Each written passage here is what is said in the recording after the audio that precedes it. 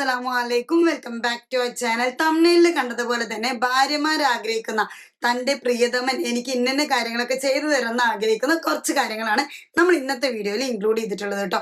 Actually കുറെ ഭർത്താക്കന്മാർ നമ്മളോട് പറയുന്ന ഒരു കാര്യമാണ്, ഞാൻ അവൾക്ക് വേണ്ടതെല്ലാം പ്രൊവൈഡ് ചെയ്യുന്നുണ്ട്, കുറെ പൈസ കൊടുക്കുന്നുണ്ട്, അവൾ ആഗ്രഹിക്കുന്ന കുറെ കാര്യങ്ങൾ ചെയ്തു കൊടുക്കുന്നുണ്ട്, ഇതൊക്കെ കൊടുത്താലും എൻ്റെ ഭാര്യയ്ക്ക് ഒരു നന്ദിയില്ല എന്നുള്ളത്. സോ നിങ്ങളെ ഒരു നന്ദിയില്ലാത്ത ഭാര്യയായിട്ട് അല്ലെങ്കിൽ നിങ്ങളുടെ നീഡ്സ് അവർ മനസ്സിലാക്കുന്നില്ല എന്നുണ്ടെങ്കിൽ ഈ വീഡിയോ നിങ്ങളുടെ ഭർത്താക്കന്മാർക്കുള്ളതാണ്. അല്ലെങ്കിൽ നിങ്ങളുടെ അറിവിൽ ഇത്തരത്തിലുള്ള ഭർത്താക്കന്മാർ ആരെങ്കിലും ഉണ്ടെങ്കിൽ ആൻഡ് അങ്ങനത്തെ പരിചയത്തിലുള്ള ആരെങ്കിലും ഉണ്ടെങ്കിൽ അവർക്ക് ഒരു വീഡിയോ നിങ്ങൾ ഷെയർ ചെയ്ത് കൊടുക്കാം. So let's get started.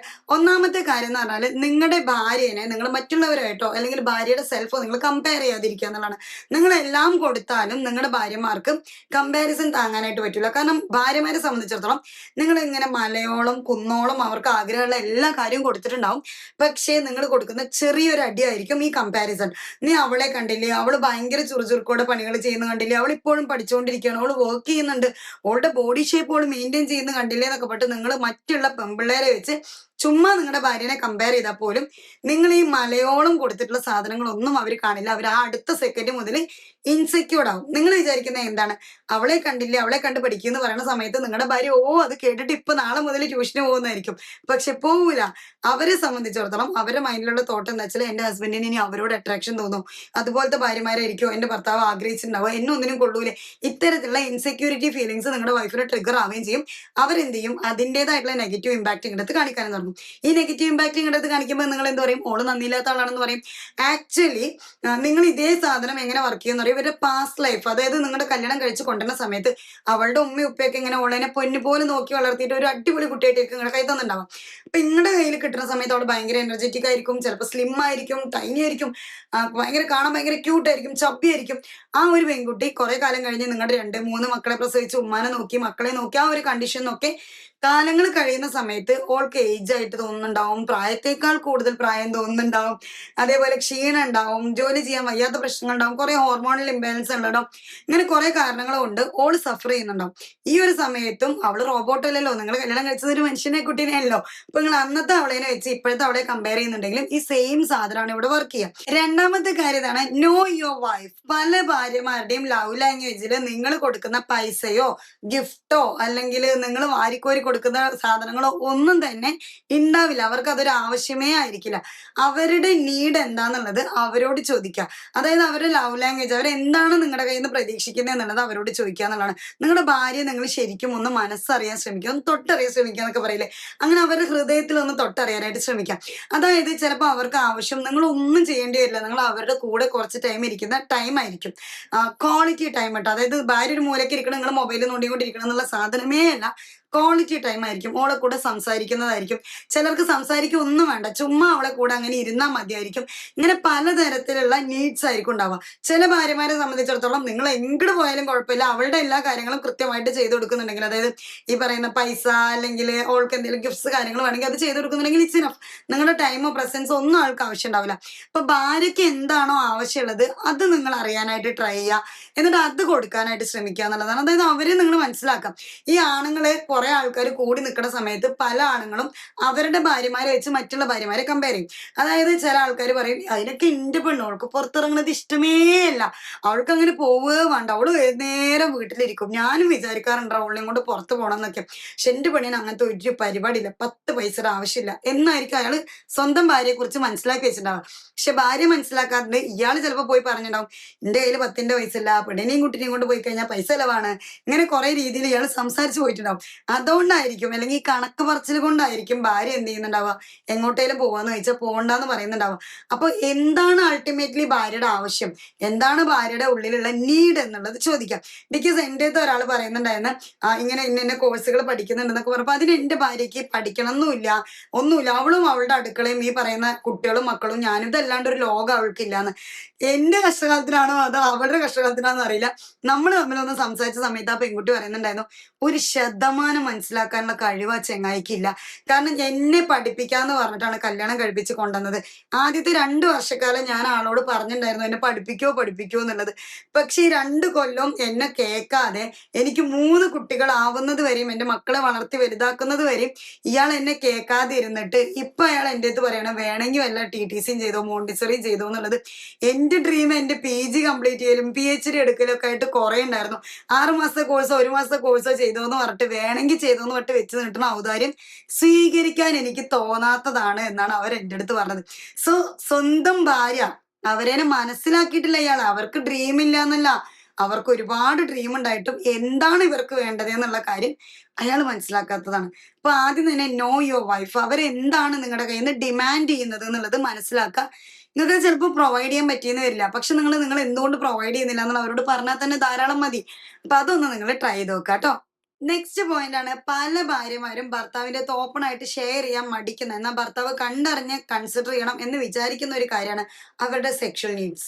Sexual needs എന്ന് പറയുന്ന സമയത്ത് നിങ്ങൾ തിങ്ക് ചെയ്യേണ്ടുന്ന കുറെ കാര്യങ്ങളുണ്ട്. പല സ്ത്രീകൾക്കും പല പോലെയാണ് സെക്ഷൽ നീഡ് വരുന്നത്. അതായത് നിങ്ങൾ കുറെ ആണുങ്ങൾ പോയിട്ട് മറ്റുള്ള ഭാര്യമാരുടെ അല്ലെങ്കിൽ മറ്റുള്ള ഭർത്താക്കന്മാരുടെ ഭാര്യമാരുടെ, അതായത് നിങ്ങളുടെ കൂട്ടുകാരന്മാരുടെ ഭാര്യമാരുടെ ഒക്കെ കഥകൾ കേട്ടിട്ട് ഇങ്ങനെയാണ് എൻ്റെ ഭാര്യയ്ക്ക് എന്ന് വിചാരിച്ചിട്ട് വന്നിട്ട് അങ്ങോട്ടേക്ക് പോവാതിരിക്കുക. നിങ്ങളുടെ ഭാര്യയുടെ നീഡ് എന്താണോ, അവരെന്താണോ ആഗ്രഹിക്കുന്നത്, അവർക്ക് എപ്പോഴാണോ മൂഡ് ഉണ്ടാവുന്നത്, ചിലർക്ക് പീരിയഡ്സിന് മുന്നേ ആയിരിക്കാം, ചിലർക്ക് പീരിയഡ്സിന് ശേഷമായിരിക്കും, ചിലർക്ക് ഇത് കഴിഞ്ഞ് 1-2 ആഴ്ച കഴിഞ്ഞിട്ടായിരിക്കും, ചിലർക്ക് കൺസിസ്റ്റന്റ് ആയിട്ടുണ്ടാവും, ചിലർക്ക് ഒരു ദിവസം എല്ലാ ദിവസവും താല്പര്യം ഉണ്ടാവും. അപ്പൊ ഇതൊക്കെ നോക്കിയിട്ട് അവർക്ക് എപ്പോഴാണോ താല്പര്യമുള്ളത്, എങ്ങനെയാണോ താല്പര്യമുള്ളത്, ആൻഡ് നിങ്ങളുടെ സാറ്റിസ്ഫാക്ഷൻ മാത്രം നോക്കാതെ നിങ്ങളുടെ ഭാര്യമാരുടെ സാറ്റിസ്ഫാക്ഷൻ നോക്കുക. പിന്നെ വേറെ ഇമ്പോർട്ടന്റ് ആയിട്ടുള്ള കാര്യം എന്താ വെച്ചാൽ ഡ്യൂറിങ് സെക്സ് നിങ്ങൾ അവരോട് സംസാരിക്കുക. അപ്പൊ ഇങ്ങനെയുള്ള കാര്യങ്ങളും കൂടെ നിങ്ങളൊന്ന് ഫോക്കസ് ചെയ്യുകയാണെന്നുണ്ടെങ്കിൽ ഭാര്യനെ സംബന്ധിച്ചിടത്തോളം ഭാര്യയ്ക്ക് ഓക്കെ ഇത്രയേറെ എനിക്ക് പ്രയോറിറ്റി തരുന്ന ഒരു ഹസ്ബൻഡ് ഉണ്ട് എന്നുള്ളത് തിരിച്ചറിയുന്നത് തന്നെ അടിപൊളിയായിരിക്കും. പിന്നെ പല ഭാര്യമാർക്കും ഇഷ്ടമല്ലാത്ത കുറെ കാര്യങ്ങൾ ഉണ്ടായിരിക്കും ഈ സെക്ഷൽ റിലേഷൻഷിപ്പിൽ. നിങ്ങൾ അത് ഡിമാൻഡ് ചെയ്യുന്നുണ്ട് എന്നുണ്ടെങ്കിൽ നിങ്ങൾക്ക് വേണമെങ്കിൽ ഒരു കൗൺസിലറെ കണ്ടുപോയിട്ട് അവരുടെ മൈൻഡിലുള്ള തോട്ട് എന്താണെന്നുള്ളത് മനസ്സിലാക്കുക. ഇത് വേണ്ടതാണോ വേണ്ടാത്തതാണോ എന്നുള്ളത് മനസ്സിലാക്കുക. എന്തെങ്കിലും ഡിസോർഡറുടെ ഭാഗമായിട്ടോ അങ്ങനെ എന്തെങ്കിലും ആണോ എന്ന് മനസ്സിലാക്കുക. ഇനി ഭാര്യയ്ക്ക് ഒരു തരത്തിലും അതുമായിട്ട് പൊരുത്തപ്പെടാൻ പറ്റുന്നില്ല എന്നുണ്ടെങ്കിൽ നിങ്ങൾ ബാക്കിയുള്ള കാര്യങ്ങൾ സാറ്റിസ്ഫാക്ഷൻ കണ്ടെത്താൻ നോക്കുക. നിങ്ങൾ ആഗ്രഹിക്കുന്ന എല്ലാ കാര്യങ്ങളും ചെയ്തു തരാനുള്ള ഒരു സ്ലേവ് ആണ് നിങ്ങളുടെ വൈഫ് എന്ന് നിങ്ങൾ വിചാരിക്കാതിരിക്കുക. അവർക്ക് അവരുടേതായിട്ടുള്ള ഇഷ്ടങ്ങളും ഇഷ്ടക്കേടുകളും ഒക്കെ ഉണ്ട്. അപ്പൊ അവർക്ക് ഇഷ്ടമില്ലാത്ത കാര്യങ്ങൾ അവർക്ക് ഇഷ്ടമല്ല എന്ന് തുറന്നു പറയാനുള്ള ഒരു സ്പേസ് കൊടുക്കുക. ഇനി ഇഷ്ടമല്ല എന്ന് തുറന്ന് പറയുന്നുണ്ടെങ്കിൽ അത് മാൻഡേറ്ററി ആയിട്ടുള്ള കാര്യങ്ങളാണ് ഇഷ്ടമല്ല എന്ന് പറയുന്നതെന്നുണ്ടെങ്കിൽ നിങ്ങൾക്ക് വേണമെങ്കിൽ കൗൺസിലിംഗ് കാര്യങ്ങളായിട്ട് മുന്നോട്ട് പോകാം. ബിക്കോസ് നോ യുവർ വൈഫ് എന്ന് പറയുന്നത് തന്നെ അവരുടെ മൈൻഡിൽ എന്താണുള്ളത് എന്നുള്ളത് നിങ്ങൾ അറിയാൻ ശ്രമിക്കുക എന്നുള്ളതാണ്. അപ്പൊ അതും കൂടെ ഒന്ന് ട്രൈ ചെയ്ത് നോക്കാം കേട്ടോ. നെക്സ്റ്റ് പോയിന്റ് ആണ് ഷെയർ റെസ്പോൺസിബിലിറ്റി. പല ഭർത്താക്കന്മാരെ സംബന്ധിച്ചിടത്തോളം ഞാൻ ജോലിക്ക് പോകുന്നുണ്ടല്ലോ, രാവിലെ മുതൽ വൈകുന്നേരം വരെ ഞാൻ ജോലി ചെയ്യുന്നുണ്ടല്ലോ, പൈസ ഉണ്ടെന്ന് കൊടുക്കുന്നുണ്ടല്ലോ, അപ്പൊ വീട്ടിലത്തെ ചോറും കൂട്ടാനും വെക്കലും കുട്ടികളെ കുളിപ്പിക്കലും കുട്ടികളെ പഠിപ്പിക്കലും കുട്ടികളെ പഠിച്ചില്ലെങ്കിൽ അതും കുട്ടികളെ തല്ലുകൂടിയാലും അതും കുട്ടികളെ വളർത്തു ദോഷവും വളർന്ന ദോഷവും എല്ലാതും പാടെ ഈ പറയുന്ന ഉമ്മ, അതായത് ഭാര്യ വഹിക്കേണ്ട ഒരു സാഹചര്യം ഉണ്ടാവും. മക്കൾ നിസ്കരിച്ചില്ലേ ഉമ്മാക്ക് കുറ്റം, മക്കൾ പഠിച്ചില്ലേ ഉമ്മാക്ക് കുറ്റം, മക്കൾ കുളിച്ചില്ലേ ഉമ്മാക്ക് കുറ്റം, മക്കൾ ചീത്തവാക്ക് പറഞ്ഞു ഉമ്മാക്ക് കുറ്റം. അങ്ങനെ എല്ലാ കാര്യത്തിനും കുറ്റം എന്ന് പറയുന്നത് ഉമ്മാക്കുള്ളതായിരിക്കും. മോളുടെ വളർത്തു ദോഷമാണ്. പാപ്പാന്റെ പണി എന്താണ്? രാവിലെ മുതൽ അന്ത്യോളം കഷ്ടപ്പെടുന്ന ആളല്ലേ, അന്ത്യമാകുമ്പോൾ വീട്ടിൽ വന്നു കഴിഞ്ഞാൽ ഇതൊക്കെ നോക്കാനാണോ നേരം? അതാണ് വിചാരം. നിങ്ങളൊരു കാര്യം മനസ്സിലാക്കുക, most of the Indian house അല്ലെങ്കിൽ ഹൗസ് വൈഫ് എന്ന് പറയുന്ന അല്ലെങ്കിൽ ഇന്ത്യൻ മോംസ് എന്ന് പറയുന്ന ആൾക്കാരെ സംബന്ധിച്ചിടത്തോളം അവർ രാവിലെ മുതൽ വൈകുന്നേരം വരെ പണിയെടുക്കുന്നവരാണ്. രാവിലെ നിങ്ങൾക്ക് ഒരു ഞാഷ് ഉണ്ടാക്കി തരണം എന്നുണ്ടെങ്കിൽ അവർ 3-4 മണിക്കൂർ അടുക്കളയിൽ പോകണം. ഉച്ചയ്ക്ക് വേണമെന്നുണ്ടെങ്കിൽ ഇതേപോലെ 2-3 മണിക്കൂർ അടുക്കളയിൽ പോകണം. വൈകുന്നേരം വേണമെങ്കിൽ ഇതേപോലെ 1-2 മണിക്കൂർ അടുക്കളയിൽ പോകണം. അതും പോരാഞ്ഞിട്ട് ക്ലീനിങ്, വാഷിങ്, അതുപോലെ പാത്രം കഴുകൽ എന്നൊക്കെ പറഞ്ഞ പോലെ കുറേ പരിപാടികളുണ്ട്. ഇതിൻ്റെ ഇടയിൽ അവർ സെൽഫ് കെയർ ചെയ്യണം. അവർ തിന്നണം, അവർ കുടിക്കണം, അവർ കുളിക്കണം, അവർ ബാത്റൂം പോകണം. ഇങ്ങനെ ഇവരുടേതായിട്ടുള്ള കുറേ പരിപാടികൾ ഉണ്ടാവും. ഇതിൻ്റെ ഇടയിൽ കൂടെ അവരെന്തെങ്കിലും പഠിക്കുകയോ ജോലിയോ ചെയ്യുന്നുണ്ടെങ്കിൽ അതും കൂടെ നോക്കണം. ഇതിൻ്റെയും ഇടയിൽ വേണം അവരവരുടെ കുട്ടികളെ നോക്കാനായിട്ട്. So share your responsibility. നിങ്ങളുടെ റെസ്പോൺസിബിലിറ്റി കൂടെയാണ് നിങ്ങളുടെ മക്കൾ എന്ന് പറയുന്നത്. അവർ പഠിക്കുന്നുണ്ടോ, അവർ കുളിക്കുന്നുണ്ടോ, അവർ കഴിക്കുന്നുണ്ടോ എന്നുള്ള കാര്യങ്ങളും അവരുടെ ക്യാരക്ടർ എങ്ങനെ മോൾഡ് ആവുന്നുണ്ട് എന്നുള്ള കാര്യങ്ങളും കൂടെ നിങ്ങളും കൂടെ അന്വേഷിക്കണം. നിങ്ങളും കൂടെ ഇനീഷ്യേറ്റീവ് എടുക്കണം. നിങ്ങളും കൂടെ അതിനുവേണ്ടി ടൈം കണ്ടെത്തണം. വൈകുന്നേരം മതി, ഒരു നിർബന്ധമില്ല. നിങ്ങൾ എടുക്കണം അതേ പണി ആ വയ്യാത്ത ശരീരം വെച്ച് നിങ്ങളുടെ ഭാര്യ എടുക്കുന്നുണ്ട്.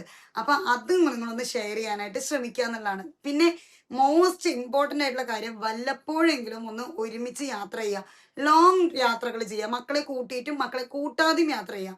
അതായത് നിങ്ങൾക്ക് തമ്മിൽ സംസാരിച്ച് തീർക്കാൻ പറ്റുന്ന കുറേ കാര്യങ്ങളുണ്ടാവും. മക്കളെ കുറിച്ചുണ്ടാവും, പാരൻസിനെ കുറിച്ചുണ്ടാവും, നിങ്ങളുടെ ചുറ്റുപാടുകളെ കുറിച്ചുണ്ടാവും. അപ്പോൾ അതൊക്കെ നിങ്ങൾ ഭാര്യയും ഭർത്താവും ഒറ്റയ്ക്ക് യാത്ര ചെയ്ത് സോർട്ട് ഔട്ട് ചെയ്യുക. ഇനി മക്കളെ കൂട്ടിയിട്ട് മക്കൾക്ക് സന്തോഷം കൊടുക്കാൻ വേണ്ടിയിട്ടുള്ള യാത്രകളായിട്ട് ഫാമിലി ട്രിപ്പായിട്ട് പോവുക.